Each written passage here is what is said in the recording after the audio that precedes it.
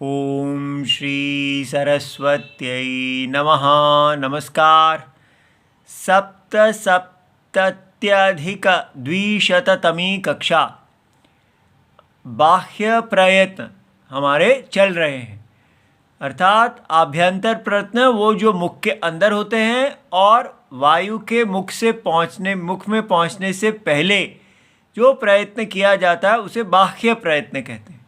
और हमने व्यंजन सारे देख लिए हैं, अब हम स्वरों को देख रहे हैं और स्वरों में हमने उदात्त, अनुदात्त और फिर स्वरित, इन तीनों स्वरों के प्रयत्न को देखा है।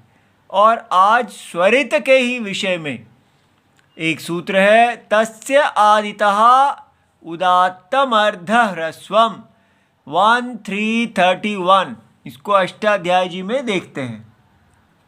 ये देखिए, पहला अध्याय और उसका दूसरा पाद है और उसमें ये तस्य आदितः उदात्तम अर्ध ह्रस्वम, ठीक है। और इससे पहले हमने ये तीन किए हैं, उच्चैर उदात्तः, नीचैर अनुदात्तः, समाहारः, स्वरितः।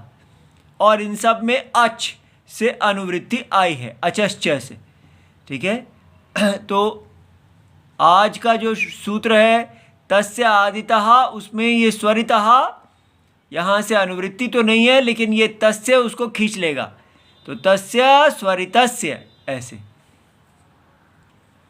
तो हमारा यहाँ प्रश्न बनता है कि स्वरित के उच्चारण में कितना मात्रा उदात्त और कितना मात्रा अनुदात्त होना चाहिए, ठीक है। क्योंकि पिछले सूत्र में कहा समाहारः स्वरितः, अर्थात स्वरित जो है वो उदात्त और अनुदात्त का समाहार है, उसका मिश्रण है। तो ना तो हमें ये पता चला कि पहले उदात्त आएगा या पहले अनुदात्त आएगा, दूसरा ये भी पता नहीं चला कि कितनी मात्राएं उदात्त होनी चाहिए और कितनी मात्रा अनुदात्त होनी चाहिए, ठीक है। तो इस प्रश्न का उत्तर देने के लिए ये भगवान पाणिनि जी ने सूत्र बनाया है। अच्छा जी, तो अब हम देखते हैं। तो तस्य षष्ठी विभक्ति एक वचनम, आदितः अव्यय, इसमें तसिल है। और उदात्तम प्रथमा विभक्ति एक वचनम, अर्ध ह्रस्वम प्रथमा विभक्ति एक वचनम। तो अब इसका समास विग्रह देखते हैं अर्ध ह्रस्वम का। अर्धम ह्रस्वस्य, आपको ये बड़ा विचित्र लगा होगा क्योंकि हमेशा राज्ञ पुरुषा, राजा का पुरुष, पहले षष्ठी आती है और बाद में जो उसके साथ प्रथमा विभक्ति आती है, लेकिन ये तत्पुरुष समास का अपवाद है। अर्धम ह्रस्व का, ठीक है, आधा ह्रस्व का, तो इसमें षष्ठी बाद में आ रही है, तो इसका समास बनता है अर्धम ह्रस्वम, अर्ध ह्रस्वम। तो इसमें सूत्र लगा है अर्धम नपुंसकम, 222, ये षष्ठी तत्पुरुष का अपवाद है। इति अनेन तत्पुरुष समासः।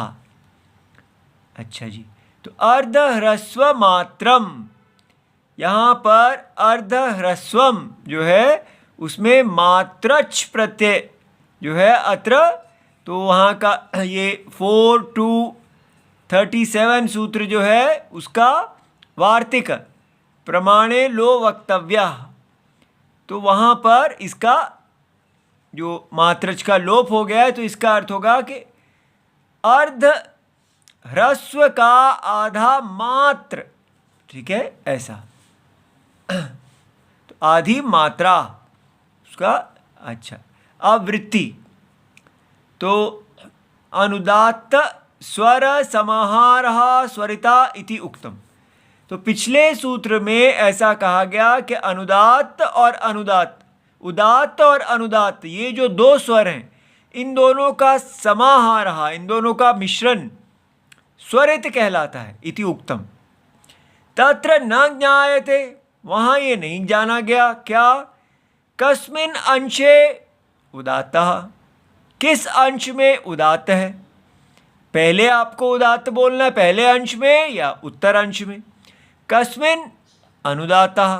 ठीक है, तो एक बात तो ये नहीं पता चली। दूसरा, कियान वा उदात्तः, कितना, कितना उदात्त होना चाहिए? आधा मात्र, एक मात्रा, इस प्रकार कियान वा अनुदात्तः इति। तो इसलिए जो भी उनकी काल अवधि है उसमें से कितना मात्रा उदात्त हो और कितना अनुदात्त हो। तत् उभयम अनेन आख्यायते। ये दोनों बातें तत् उभयम अनेन योगेन सूत्रेण आख्यायते, कहा जाएगा, कहा जाता है। तस्य स्वरितस्य, तो तस्य यहाँ सूत्र है, तस्य देखिए, तस्य आदितः उदात्तम अर्धह्रस्वम, तो उसी को यहाँ भगवान कह रहे हैं तस्य स्वरितस्य आदौ अर्धह्रस्वम उदात्तम। ठीक है, तो कैसे? तस्य स्वरितस्य, आदितः का कर दिया आदौ, उदात्तम तो अर्धह्रस्वम उदात्तम, ऐसे समझा दिया। उस स्वरित का जो ऊपर समाहार रूप से कहा गया है उसके आदि में अर्धह्रस्व उदात्त है। ठीक है, अर्थात जब ह्रस्व को आप बोलते हैं तो उसका ह्रस्व का एक मात्रा होती है, तो उस एक मात्रा का आधा अर्थात आधी मात्रा उदात्त है। ठीक है, परिशिष्टम अनुदात्तम, बाकी जो शेष बच गई वो अनुदात्त है। ठीक है, तो अर्धह्रस्वम इति च अर्धमात्रा उपलक्ष्यते। इसलिए ये जो अर्धह्रस्वम कहा है माने ह्रस्व का आधा, तो माने अर्धमात्रा, क्योंकि ह्रस्व में एक मात्रा होती है, तो अर्धह्रस्वम माने आधी मात्रा का उपलक्षण किया गया है। ह्रस्व ग्रहणम अतंत्रम, किंतु पर ये एक नियम नहीं है कि हर जगह ये केवल ह्रस्व मात्रा होने पर ही अर्ध होता है। वो कैसे? सर्वेषामेव ह्रस्व दीर्घ प्लुतानाम, चाहे स्वर ह्रस्व हो, दीर्घ हो या प्लुत हो, स्वरितानाम एष स्वर विभागः, हर जगह जहाँ भी स्वरित का उच्चारण होगा यही स्वर विभाग है। कैसे? जैसे यहाँ दिया है, यथा शिक्यम इति अत्र अर्धमात्रा आदितः, तो आदि में ये शिक्यम अ है, तो इसका आधा मात्र जो है उदात्ता होगा, और परिशिष्टम अनुदात्तम। ठीक है, आधा आधा। ठीक है, तो ये देखिए कैसे इसको बोलेंगे।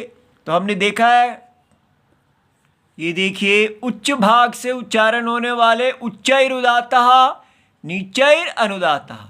ठीक है, तो हमें ये उदात्त है, ये अनुदात्त है। अब इन दोनों को मिलाना है आदि मात्रा में, दोनों को। ठीक है, तो ये अनुदात्त है श्री श्री, क्या यहाँ पहले पतला और फिर भारा, क्या क्या शेक्यम शेक्यम, ऐसा। अब दूसरे में कन्या, कन्या आ गया, इति अत्र अर्धमात्रादितः उदात्ताः अधि अर्धमात्रा अनुदात्तः।